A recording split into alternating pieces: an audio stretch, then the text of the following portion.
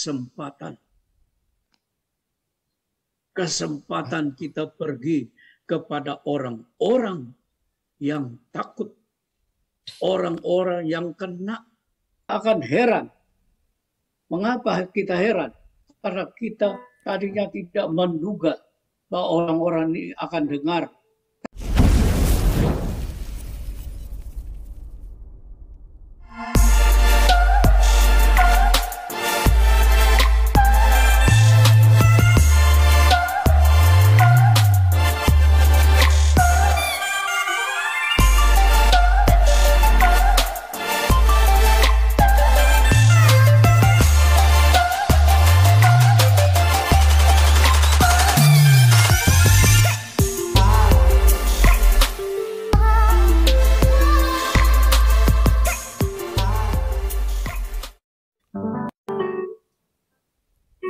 Baik, shalom.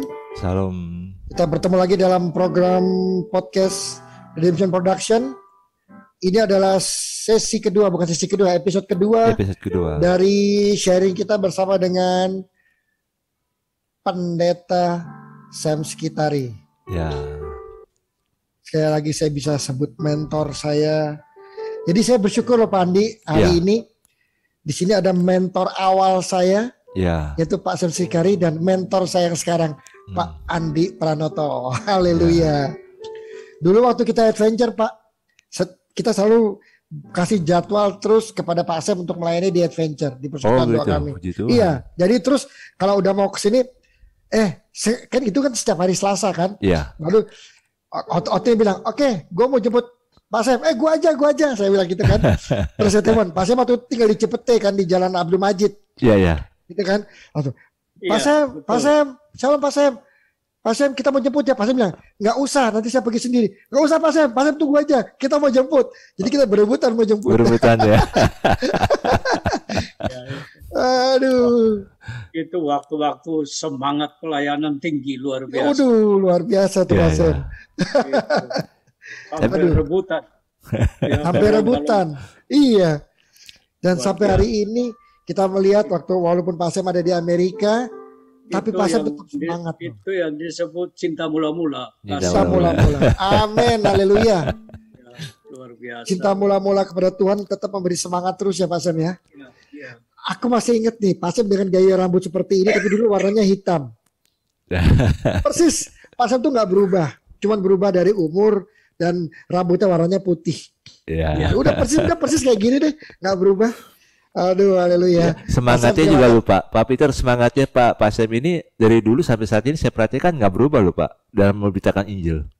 Nggak berubah, dari cara bicaranya pun tetap konsisten begitu, tuh nggak berubah.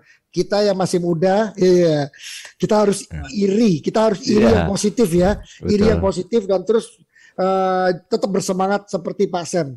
Betul. Iya. Haleluya. Amin. Amin. Ya, Tuhan. Nanti kalau ketemu dengan teman-teman Adventure saya akan salamkan Pak Sam. Karena saya termasuk orang yang beruntung bisa bertemu langsung nih. Yang lain belum tentu bisa bertemu. Baik, tema kita kali ini adalah diutus dan menyelesaikan pekerjaan Tuhan di masa pandemi. Di mana kita harus memuridkan sekalian suku bangsa. Sesuai dengan Yesaya 60 ayat 1 dan Matius 28. Nah Pak Andi ada yang mau disampaikan? Ya, ini tema topik saat ini nih sangat menarik dalam konteks saat ini Pak. Semua orang harus di dalam rumah dan tidak kemana-mana. Tapi amanat agung tetap harus dijalankan. Karena itu perintah Tuhan Yesus. Amanat agung itu nggak bisa dihambat dengan COVID ini. Amanat agung juga tidak bisa dihambat dengan misalnya keuangan terhambat juga bisa terjadi, tapi itu nggak bisa menghambat amanat agung. Karena Tuhan tetap bekerja dan amanat agung itu harus tetap jalan. Dan banyak sekali fasilitas yang memang harus kita bisa kerjakan gitu sih. Amanat agung ini gitu sih Pak Peter. Ya, nah bagaimana Pak Sam? Ya, jadi dalam melaksanakan amanat agung, penghalang itu bukan penghalang. Ya. Penghalang itu menjadi kesempatan. Betul. Yes, betul. Menjadi peluang. Ya. Ya, karena pasti ada peluang di situ. Ya. Ya. Jadi penghalang itu di baliknya, di sebelahnya ada peluang. Dan kita sebagai orang yang percaya harus melihat setiap masalah termasuk COVID sebagai satu peluang. Ya, peluang. Karena saat ini semua orang menjadi takut. Ya. Lalu karena takut, mereka ingin lari ke Tuhan. Ya. Tapi ada yang sudah kenal Tuhan, ada yang tidak kenal Tuhan, tapi semua panggil Tuhan. Ya. Baik yang percaya maupun yang tidak percaya, semua panggil Tuhan sekarang ini. Betul, Pak. Lalu dalam kenyataannya itu seperti Yunus. Yunus waktu angin ribut, ombak besar, dia turun tidur di bawah kapal. Ya. Sedangkan di atas semua orang teriak-teriak Tuhan mereka, tapi nggak ada jawaban. Ya. Betul. Tuhannya tidak menjawab. Nah, jadi mereka kenal, mereka perlu Tuhan, tapi Tuhan itu mereka tidak kenal. Ya. Mereka panggil Tuhan, mereka sendiri nggak dapat jawaban. Nah, sedangkan kita yang kenal Tuhan dan diutus Tuhan, disuruh Tuhan untuk melayani, jangan sampai kita seperti Yunus lari karena takut, masuk ke bawah kapal, tidur, Ya. dan tidak memanfaatkan kesempatan.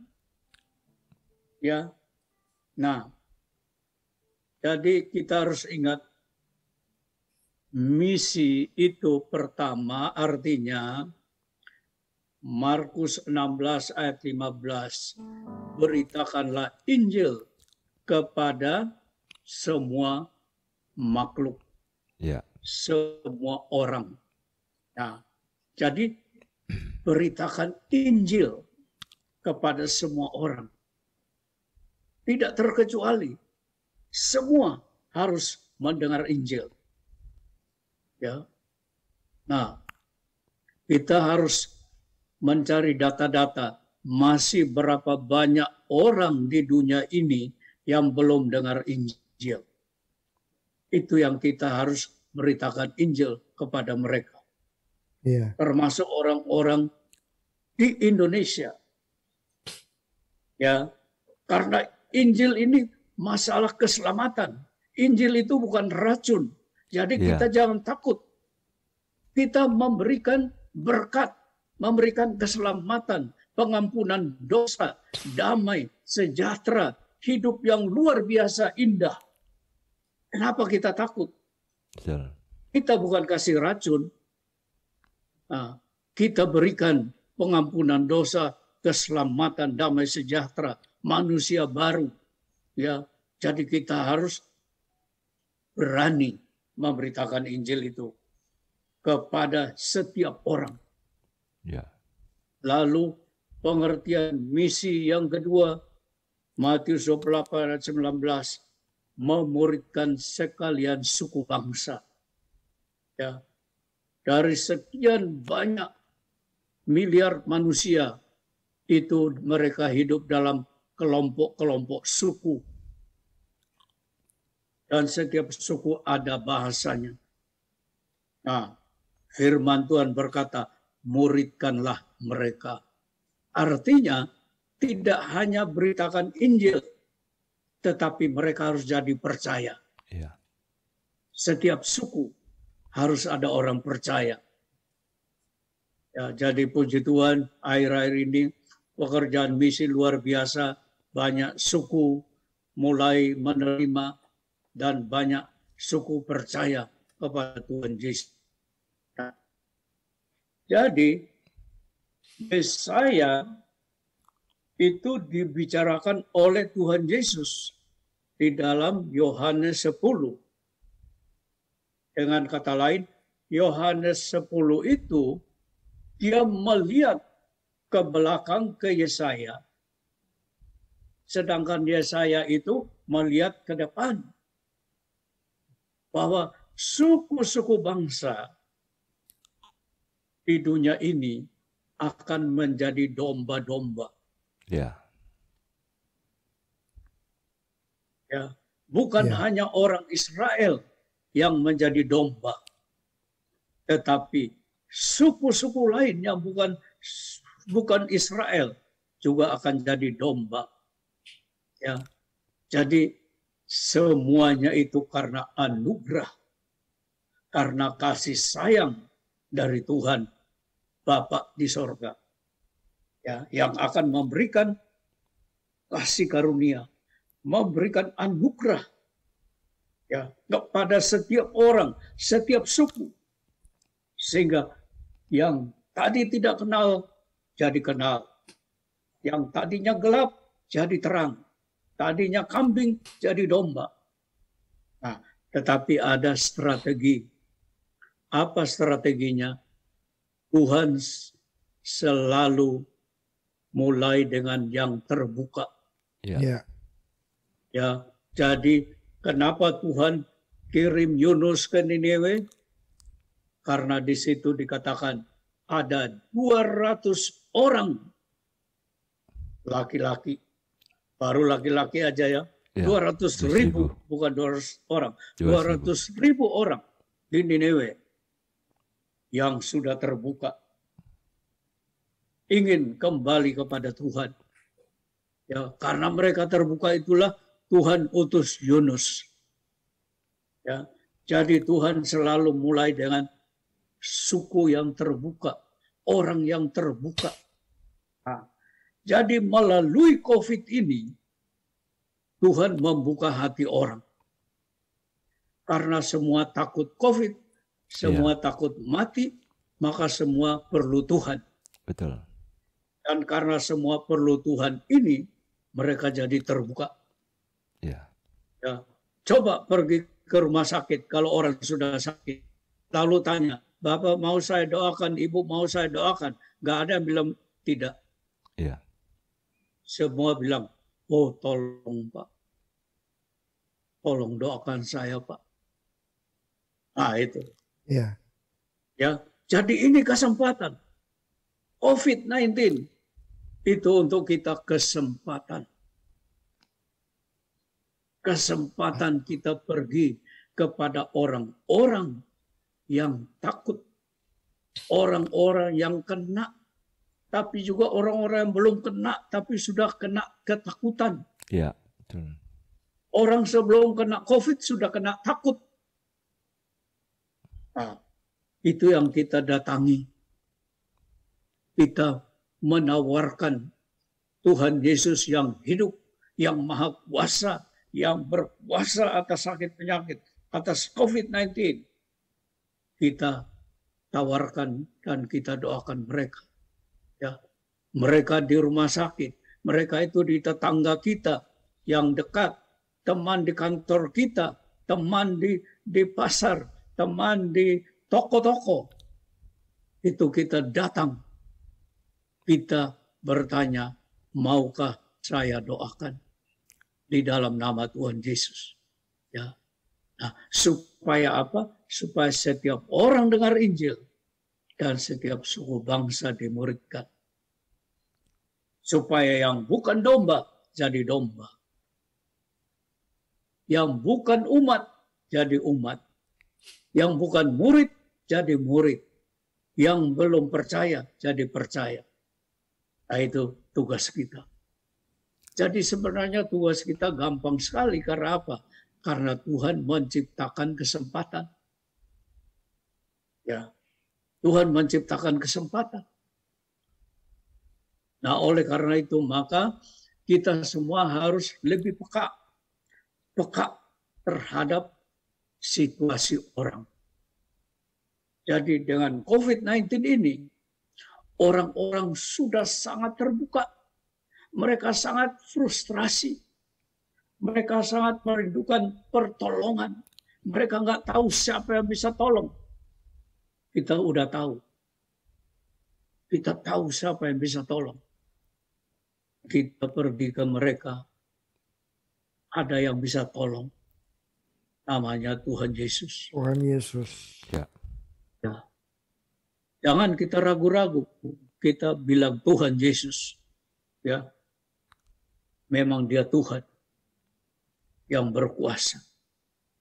Dan itu yang kita tawarkan kepada orang-orang supaya mereka terima.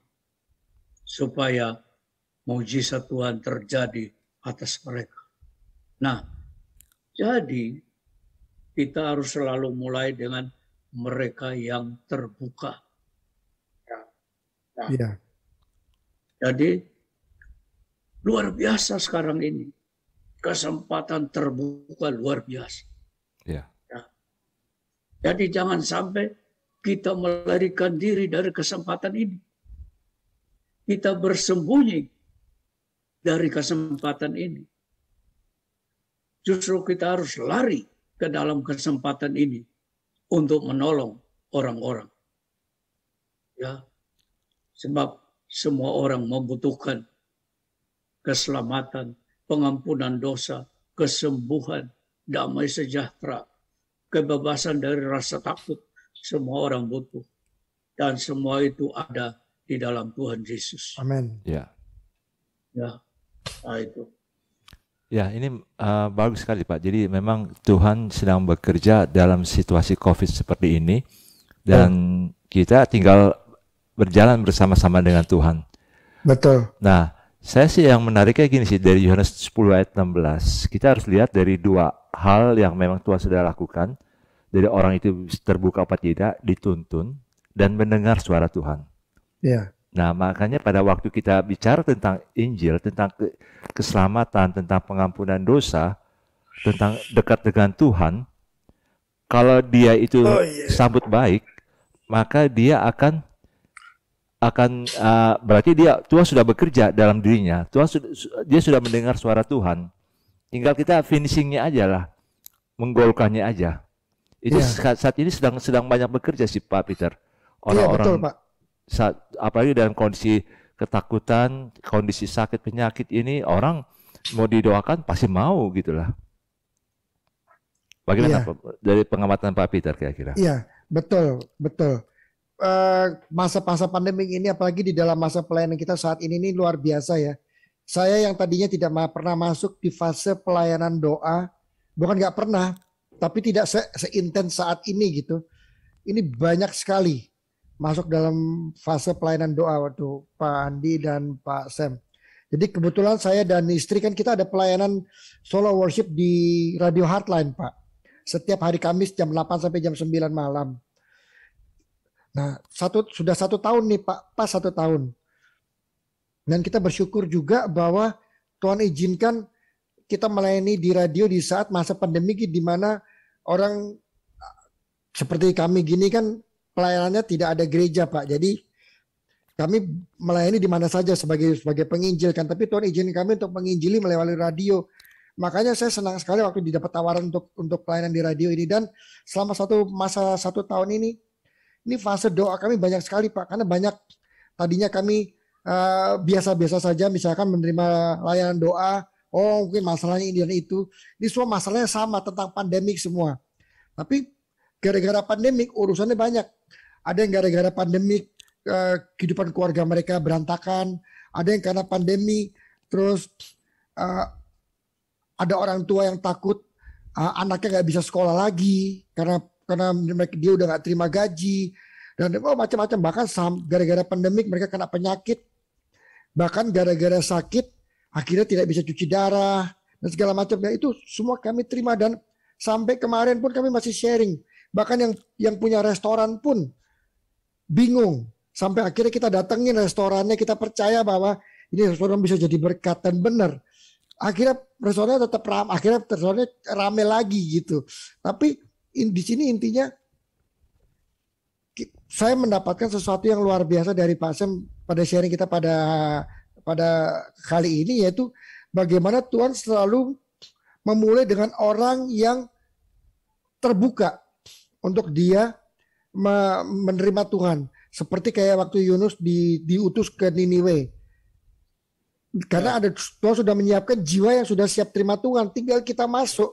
Seperti Pak Andi juga punya ladang pelayanan di Jawa Barat. Itu luar biasa tuh. Itu mereka semua sudah siap, tinggal kita masuk. Nah ini artinya kita ini memang penginjil-penginjil yang Tuhan sudah siapkan untuk menyampaikan sesuatu, sehingga kata Pak Firman tadi dari Pak Sam bilang, tantangan itu jangan dibikin jadi tantangan, tapi tantangan dibikin jadi sebuah kesempatan. Nah ini memacu lagi bahwa wah Tuhan benar juga, tantangan ini jangan melemahkan kita, akhirnya membuat kita akhirnya udah deh jangan melakukan yang ini, kita melakukan dengan cara yang lain aja. Justru dengan tantangan ini adalah sebuah kesempatan kita untuk jangan kabur, tapi menerobos, karena di dalam tantangan itu pasti ada orang yang sudah membuka tangannya dan sudah membuka jiwanya untuk terima Tuhan, bahkan siap didoakan buat kita, oleh kita untuk menerima Tuhan. Dan ini luar biasa, dan ini kembali memotivasi saya lagi untuk terus jangan melihat tantangan itu sebagai tantangan, tapi menjadi sebuah kesempatan. Gitu. Betul, itu kok dari saya luar biasa ya. Bagaimana Amin. Pak Sam? Amin, puji Tuhan, luar biasa. Iya. Iya. Jadi janji di sini bahwa itu domba-domba lain itu akan mendengarkan suara Tuhan Yesus. Iya. Iya. Ya. Jadi kalau kita pergi kepada orang-orang, kita harus percaya bahwa mereka akan dengar. Amin. Apa yang kita sampaikan, mereka pasti dengar. Ya. Injil yang kita beritakan, mereka akan dengar. Karena ini sudah dijamin di Yohanes 10 ayat 16. Ya. Ya. Mereka akan dengar. Dan mereka akan menjadi satu kawanan. Dan gembalanya hanya satu, yaitu Tuhan Yesus. Tuhan Yesus. Betul. Jadi ini anugerah yang luar biasa. Amin. Ya, anugerah yang sangat besar. Yaitu bahwa pasti orang dengar Injil. Yeah. Jadi keadaan COVID ini menyiapkan hati orang untuk tidak lagi menolak, tapi menerima. Iya, betul. Ya, mereka sudah terbuka. Ya, Tuhan sudah buka hati mereka. Dan telinga mereka juga sudah terbuka untuk dengar. Tinggal kita beritakan. Ya. Jadi sayang sekali kalau orang telinganya sudah mau dengar, kita nggak beritakan. Iya, betul. Iya kan? Betul, betul, ya, betul. Dia udah mau dengar. Dia mau dengar. Dia udah sampai lehernya jadi panjang karena mau dengar. Telinganya dia miringkan. Dia mau dengar. Apa? Tapi kita nggak sampaikan. Sayang. Iya. Nah, oleh karena itu, kita harus sampaikan. Karena orang pasti dengar. Yes. Wow. Ya. Jadi kita mungkin masuk sesi kedua, Pak. Ya, oke. Boleh sesi kedua. Ya. Ya, baik. Ini kita akan lanjut lagi di sesi kedua setelah yang satu ini. Tuhan Yesus memberkati.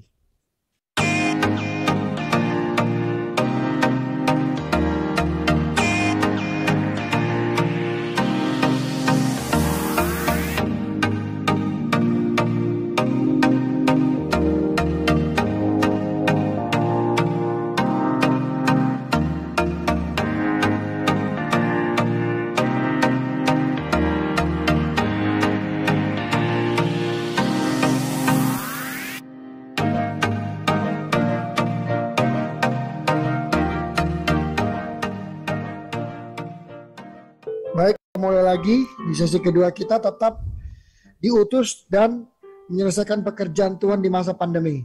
Tadi kita sudah diskusi yang luar biasa dan sangat mendalam, dan kita mengerti sekarang apa artinya diutus ya. Nah sekarang kita akan lanjutkan lagi bersama dengan Pendeta Sam Skitari. Silakan Pak Sam. Ya, sebelum masuk ke Pak Sam, mungkin gini sih Pak Peter. Gimana, jadi Pak? Memang semua orang yang namanya yang jadi pengikut Yesus sebenarnya sudah diutus oleh Tuhan. Betul. Sehingga kita berada dimanapun, nggak harus dalam gereja, dimanapun kita berada, di tempat kerja, dalam bentuk apapun juga pekerjaan kita, sebenarnya kita sudah diutus di tempat-tempat itu untuk berbuah. Nah, berbuah inilah yang kita perlu aplikasikan dalam kehidupan kita sehari-hari, bagaimana itu untuk bisa mendapatkan domba-domba Yesus. Ya. Yang untuk masuk ke kandang Yesus gitulah. Ya, Bukan masuk gereja, Pak ya. Bukan masuk gereja saya, bukan masuk gereja, tapi kandang Yesus. Iya. Yang digembalakan oleh Yesus gitulah. Betul. Nah, ini yang kita coba lihat bagaimana sih setiap orang Kristen yang ngakunya sebagai orang murid Yesus, yang taat kepada Yesus, yang mau mendengar suara Yesus, mereka punya peranan gitu loh. Bagaimana Pak Sam kira-kira supaya setiap orang Kristen ini punya peranan dalam kehidupan mereka sehari-hari? Misalnya mereka kalau misalnya punya pembantu rumah tangga, asisten rumah tangga, karyawan, anak buah, atau mungkin bos juga. Itu yang sehari-hari gitu Pak Sam. Bagaimana menurut Pak Sam kira-kira? Ya, jadi kalau pendeta itu pelayanannya itu ada mimbar, ya, maka setiap orang Kristen pekerjaannya itu jadi mimbarnya dia. Betul. Untuk melayani. Ya. Jadi seorang pegawai atau karyawan mimbarnya ya di perusahaan itu, di kantor itu. Ya. Jemaatnya dia yaitu rekan-rekan satu kerja dia. Mulai dari bos sampai ke tukang sapu di kantor. Ya. Itu jemaatnya dia. Ya. Dan itu dia harus melayani mereka. Nah, ini harus menjadi pemahaman utama setiap orang percaya. Ya. Ya, bahwa setiap orang percaya itu mempunyai mimbar. Ya. Mimbar pelayanan. Betul. Ya, mimbar pemberitaan. Ya. Yaitu di kantornya, di rumahnya, di perusahaannya, di pasar dia pergi. Ya. Itu merupakan mimbar-mimbar pelayanan, pemberitaan. Dan ingat janji Tuhan di dalam Yohanes 10 ayat 16, semua orang itu akan mendengar. Ya. Kita beritakan. Kita beritakan mengenai kasih Tuhan, pengampunan Tuhan, kesembuhan dari Tuhan. Ya. Damai sejahtera Tuhan Yesus pasti orang dengar. Ya. Nah, kita akan heran. Mengapa kita heran? Karena kita tadinya tidak menduga bahwa orang-orang ini akan dengar. Ternyata waktu kita bicara, semua dengar. Ya. Bahkan mungkin semua bilang, aduh bagaimana tolong doakan saya. Ya. Kita akan surprise. Ya. Karena apa? Karena Tuhan Yesus sudah bekerja. Ya. Amin. Sebelum kita memberitakan, Tuhan Yesus sudah duluan. Betul. Betul, Pak. Tuhan Yesus sudah duluan kasih mereka kasih karunia, kasih mereka anugerah, kasih mereka berkat. Ya. Kasih mereka itu damai sejahtera. Betul. Jadi kita hanya datang untuk konfirmasi.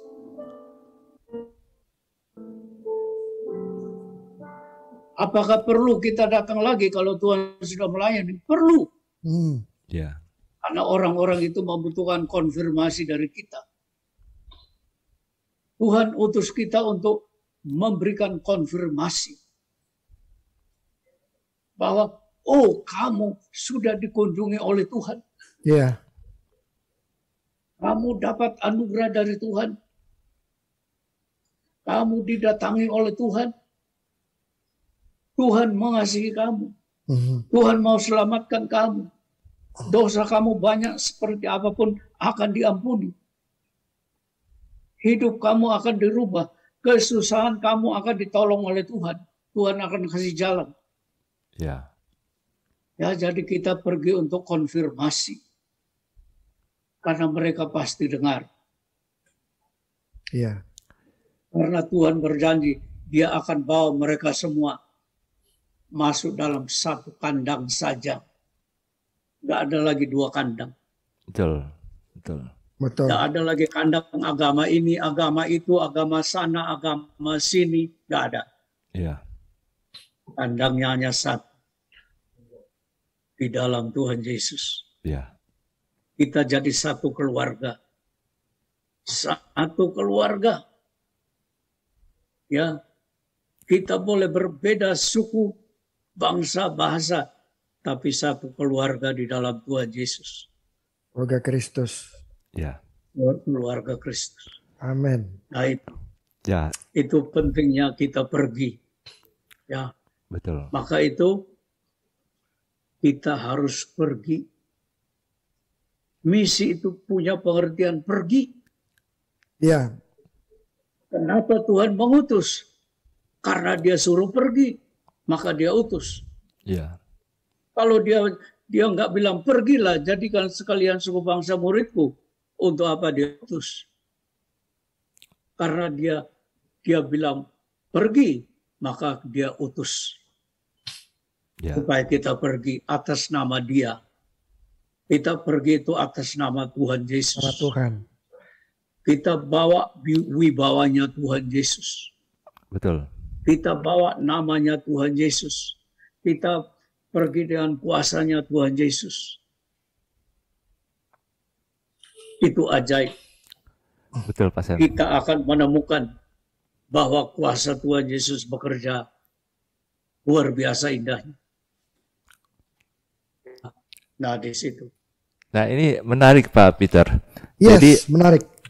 Ada hal mungkin yang di konteks Indonesia Pak. Misalnya driver ojol waktu bawa motor dia bisa sharing dengan penumpangnya, atau yang bawa yang jadi antar barang. Di situ juga dia bisa sharing dengan ketemu orang siapa saja, ya dia bisa sharing tentang Yesus. Dan itu kesempatan untuk bertemu dengan banyak orang, itu kesempatan luar biasa Pak. Termasuk mungkin sales Pak.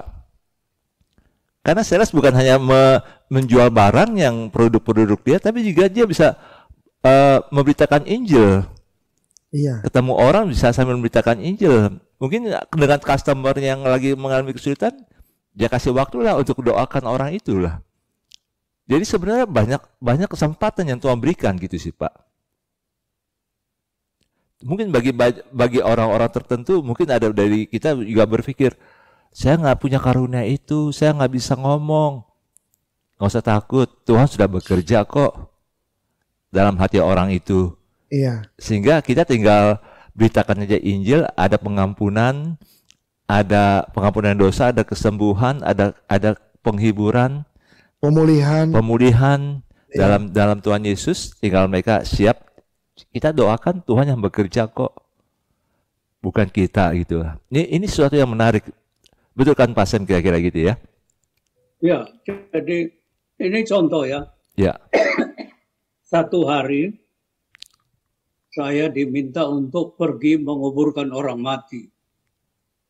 Jadi karena anak saya nggak bisa bawa, maka saya pakai itu Uber.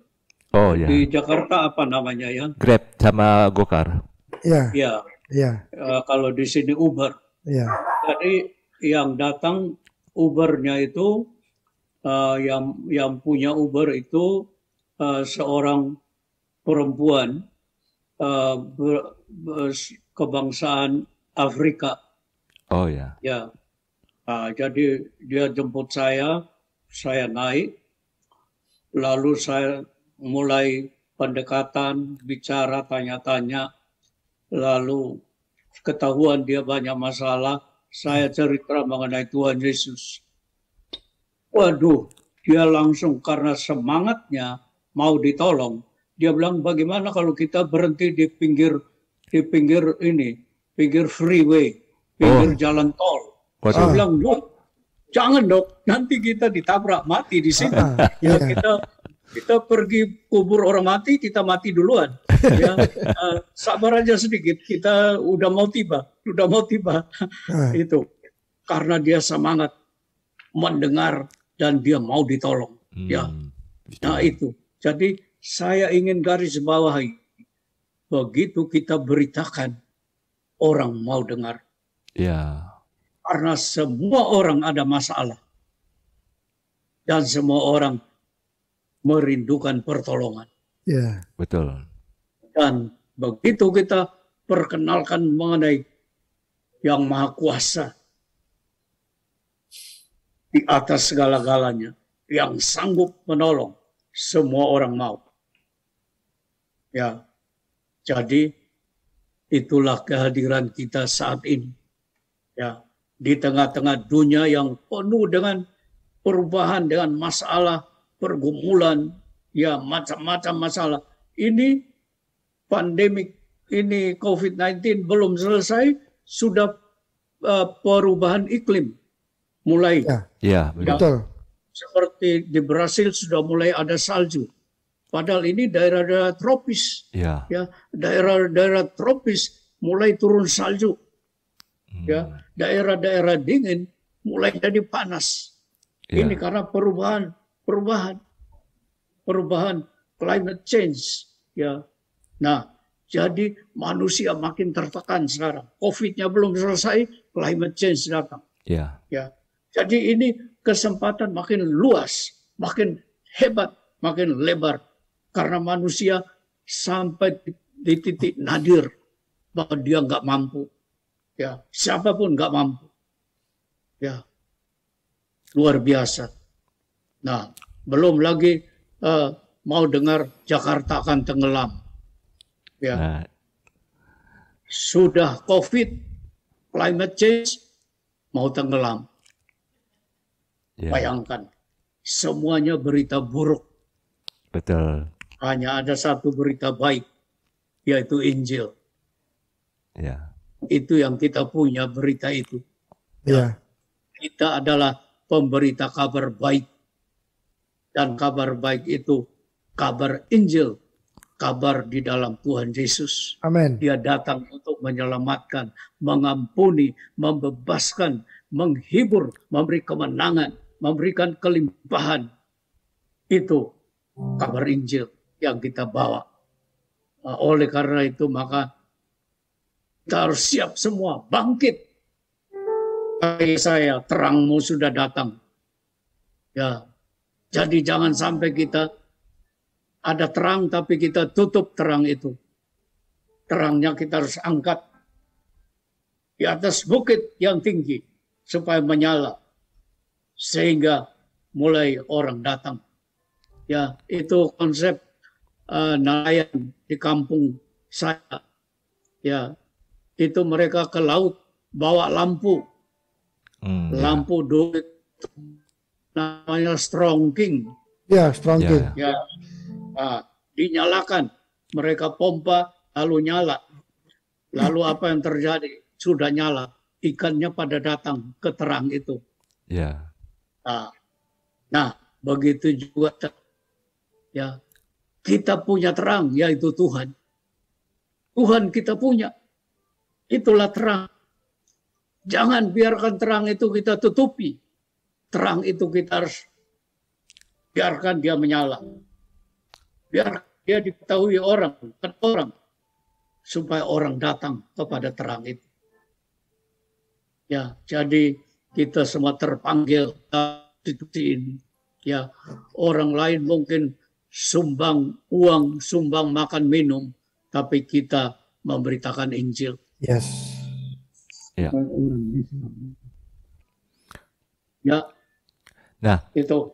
Ya. Jadi memang profesi itu sih Pak Peter. Iya, Pak. Kita tidak boleh buat dikotomi seolah profesi ini duniawi sekuler. Oh enggak ada bedanya Pak, sama. Makanya kita harus tempatkan profesi kita itu adalah bagian dari kerajaan Allah. Betul. Sehingga kita bisa memberitakan Injil, untuk semangat memberitakan Injil. Karena Injil yang dibutuhkan oleh orang-orang dalam lingkungan kita, komunitas kita. Iya. Dan saya percaya Pak Peter, kalau kita, saya lihat ini kayak perumpamaan mina, bukan talenta ya. Mina, itu setiap ada 10 hamba, dapat satu mina. Tapi ada satu hamba yang dapat 1 mina, menguntungkan dapat 10 mina. Ada juga yang dapat 5 mina, ada yang dapat 2 mina. Waktu raja itu datang, yang dapat 10 mina dikasih 10 kota. Ya. Yang 5 mina dikasih 5 kota. Apa artinya itu 5 kota, 10 kota dan 5 kota? Artinya pengaruh kesempatan yang Tuhan berikan kepada kita, wilayahnya makin besar. Kalau kita setia dengan beritakan Injil. Jadi kita nggak harus yang komunitas kecil-kecil saja, tapi komunitas yang lebih besar lagi yang Tuhan berikan. Karena Tuhan kita berkuasa.